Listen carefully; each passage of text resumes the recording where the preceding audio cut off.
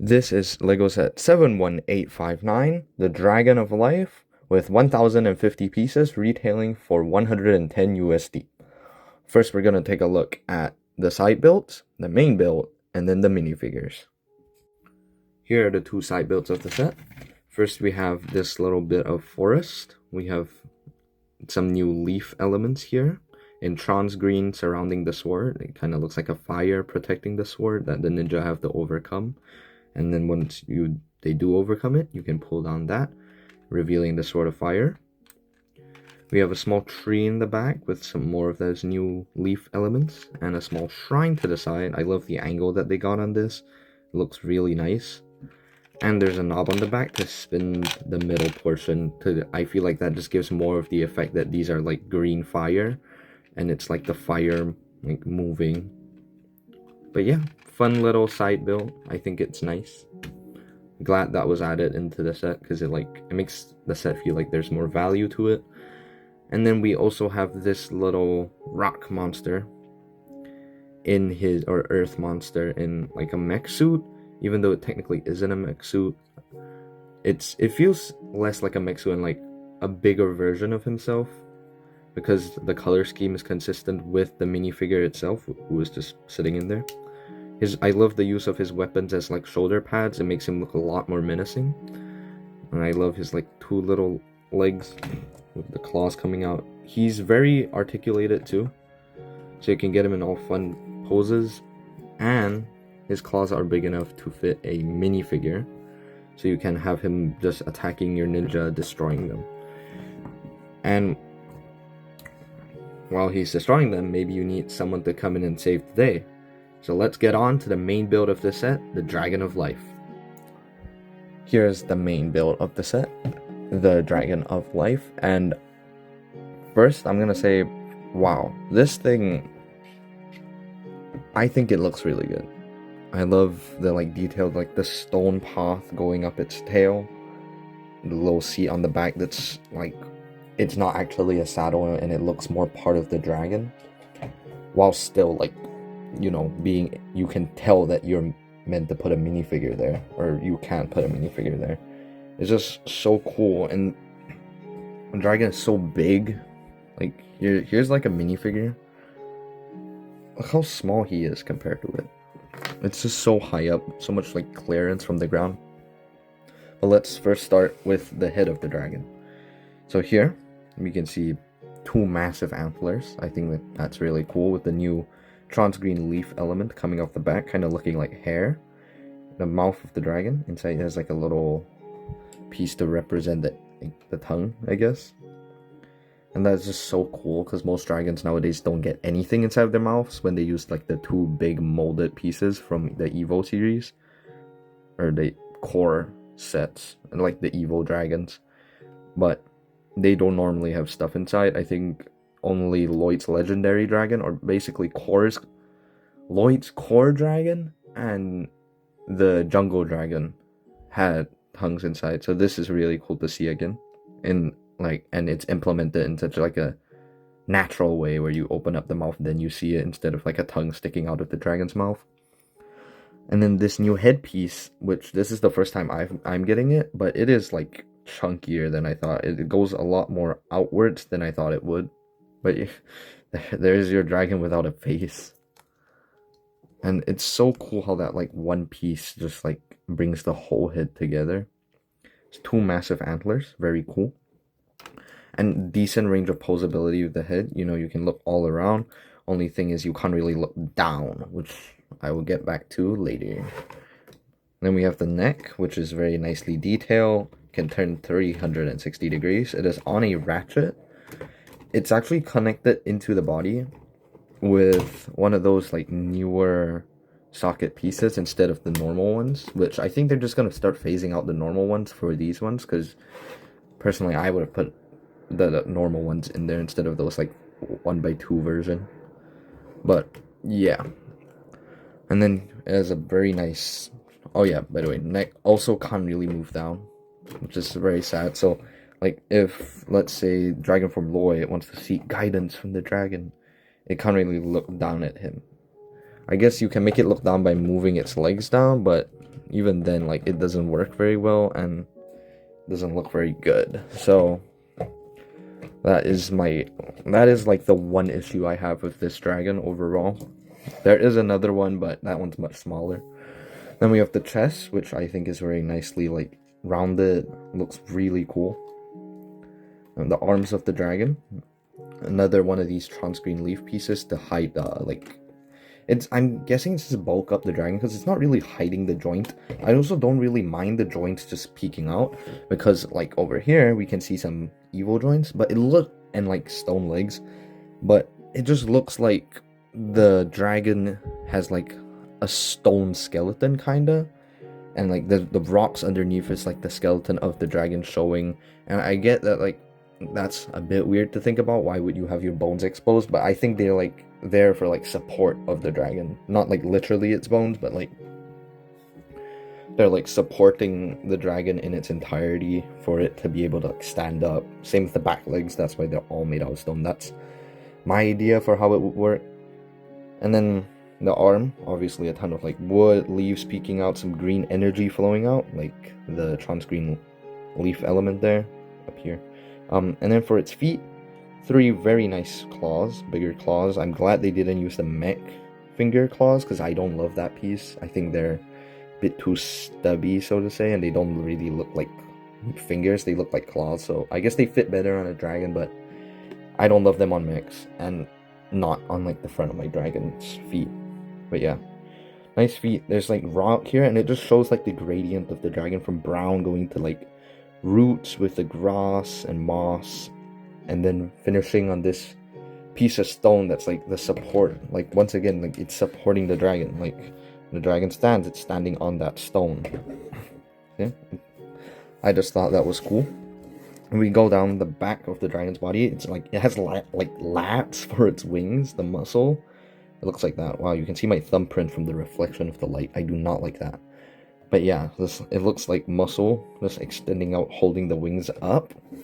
And on the wings, they have these massive ratchet joints, which I think that's cool, but I also think that was a little unnecessary. I feel like you could have done with normal ratchets instead of the double ratchets. But yeah, you can make your wings, I guess. Oh yeah, main function of the dragon first, because that like inhibits some of the articulation. But when you push down on this claw, the whole wing folds out, which I think is really cool. At first, when I saw like leaked images, I didn't like the Technic beams, but like seeing it in person and like on the actual like set after leaks, it looks like it's not the worst, it's not the best. But yeah, like if these pieces were in green and like they had like some detailing here to make it look either more like branches or just another one of these vinyl leaf pieces, I think that would look so much better.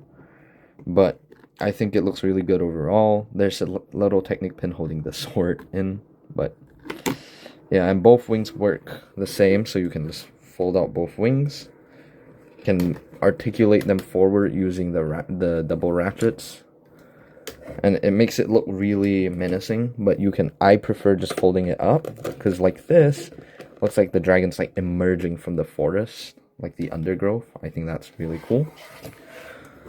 Lower part of the dragon's body, as I mentioned before, we have the stone path. We have 2 massive stone legs, which is very similarly designed to the Arc Dragon of Focus, which like further draws the comparisons between this set and the Arc Dragon of Focus.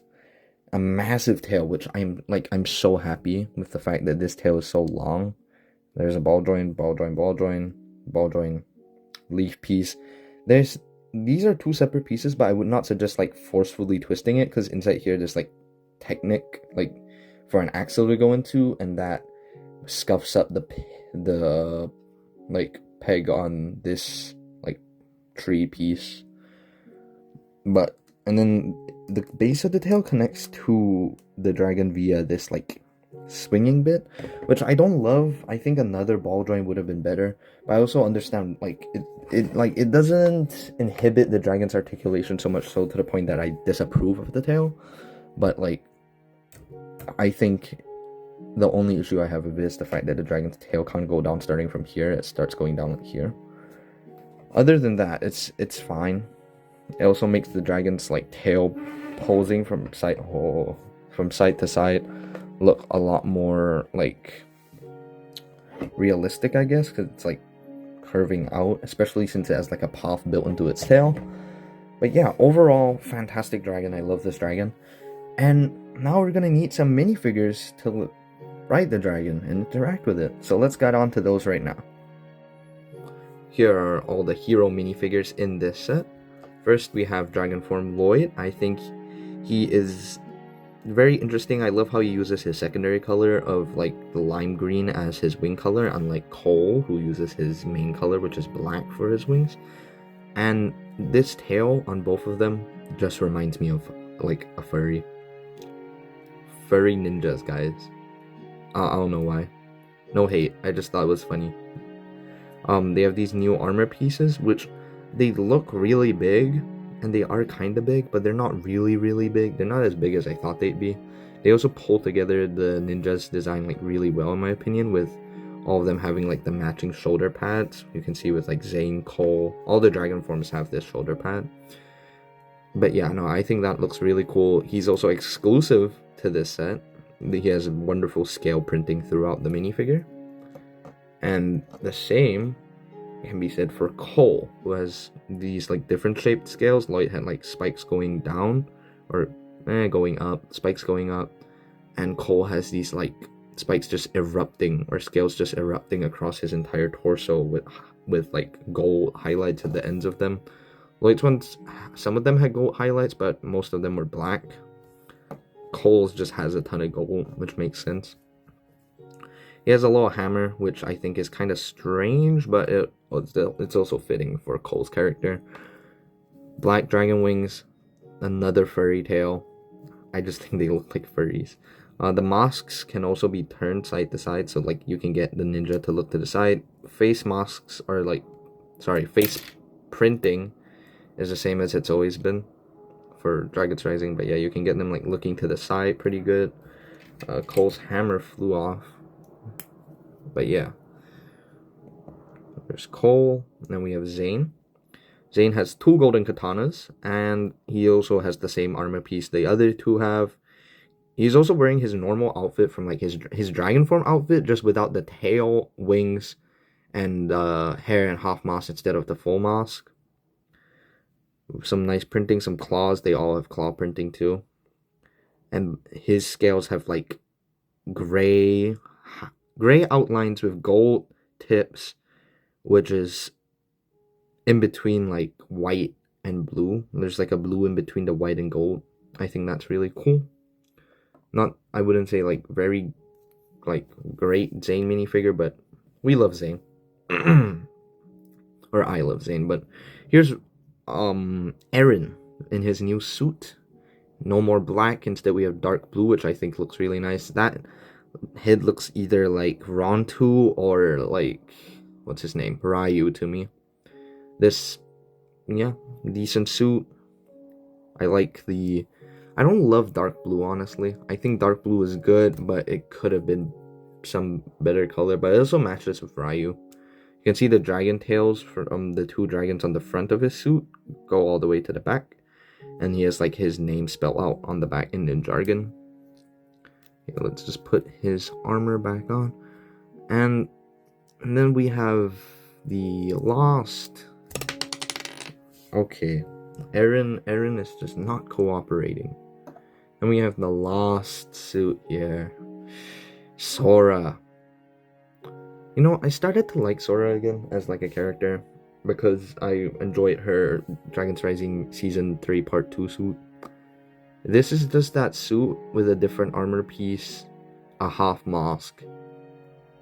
Yeah, no, I think the armor piece of the Dragon's Rising Season 3 variant just carried this minifigure.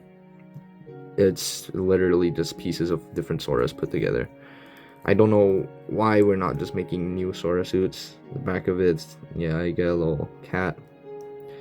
I don't know. Very disappointing. I'm also not a huge Sora fan, but if you are, here's Sora. Yeah.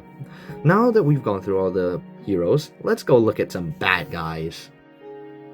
Here are the villains of the set. First off, we have a Earth monster, which I think is actually the most interesting, and like I think this might be like the best villain of the wave in my opinion. I love my Serpentine, but this guy looks really cool. I love the massive claws, which double as his head accessory. And yeah, just like his like ribs, the like orange, just like bursting open. He looks like the ground, like just having like an earthquake rip through it with lava underneath. I think one of the best minifigures. Actually, I would say this is the best minifigure of this set. I just really like how he looks. And the fact that you get the full version of him, because in the like little Kai dragon mech, you get him with a hammer instead of his claws. In the spinner, you get him with one of his claws, a sword, and like a different rock piece on his head. And the only place you can get a complete one like this guy is in Jay's car, which I'm not gonna buy Jay's car because I collect dragons mostly. But yeah, no, really cool minifigure. I enjoy him a lot. And then we have the return of a Serpentine. Technically not a Serpentine, but like he has the Serpentine appearance in the Acid Monsters. So they have this brand new head mold with like green shining through. You can like see my light peeking through it. It just looks so cool. I love it. He looks like a Wojira type thing, you know? With like the fin on the back. Like the little webbed part between the like spikes. He has this massive stick with a minifigure head, and it's like, you know, poison people, acid, because he is the acid monster. He has some very cool printing down the middle. The bottom part reminds me of Pythor, kinda, because it's like purple with black, and then like he has like a satchel going over him. Just really cool minifigure, not much to say. I think my staff actually came with like the wrong bar. I think it came with an extra long bar, but I can't complain because I also thought the bar was going to be shorter. I might be wrong about that. Here we have the Loyalist Leader. Now, spoilers for this minifigure, because, I mean, I wish I got a spoiler warning, but spoilers for this minifigure. If you don't want spoilers, stop watching the video, because this is the last minifigure that I'm going through, and this is gonna take us to the end of the review after this. But the Loyalist Leader is Dr. LaRoe. I'll touch more on that later, but really cool weapon. Love the like emblem of the monster, or I guess that would be the monster's emblem. So yeah, Loyalist Leader, some very nice printing. The logo on the back, on her back. So it's like oh yeah, it is just the same logo, except this one's like frowned down more, and this one's like, yeah, I don't really know how to say that, but. And then her mask, it looks really cool with like the tentacles coming out of the tusks. It looks like an Oni face, but with tentacles instead of tusks coming out of the mouth. Once again, this is Dr. LaRoe. There's her face print. Don't know why she's back. I kind of wish, I like how all of Dragons Rising is kind of tying together, but I also don't like how like most YouTubers posted that was Dr. LaRoe without like a spoiler warning, so it just got spoiled for season 4. Sorry if you got spoiled in my video. I gave you guys a spoiler warning. Okay, let's go on to the final look at the whole set. Yay! And now for my final thoughts on the set. I think this is a wonderful set. 110, I feel like is a pretty good price for it. If you could get it for 100, I think that would be a perfect price for this set. Only, okay, 1.5 issues is that the back of the head and like it doesn't look very nice with the neck being unable to move down. So I guess that's 2 issues. And then the wings folding out. It's not as much of an issue I would have thought as I would have thought originally. But it is still like, I wish they didn't do that, and they instead had them move some other way, but I still think it's cool. Yeah. Final thoughts, wonderful set. If you find it for like $100, yes. 110, probably, but could have been better. I love how this dragon like does what it does. It feels like a location in a dragon similar to the Source Dragon Emotion, with like the studs on the tail. like a path going up the dragon. Everything else is also tiled off. It's really nice and smooth. But it just feels like a location turned into a dragon. And that's what I love when sets do that. But yeah, that is my review for the Dragon of Life. Effectively, the Arc Dragon of Life. Thank you guys for watching, and I'll see you guys next time. Bye. Have a nice day. 6-7.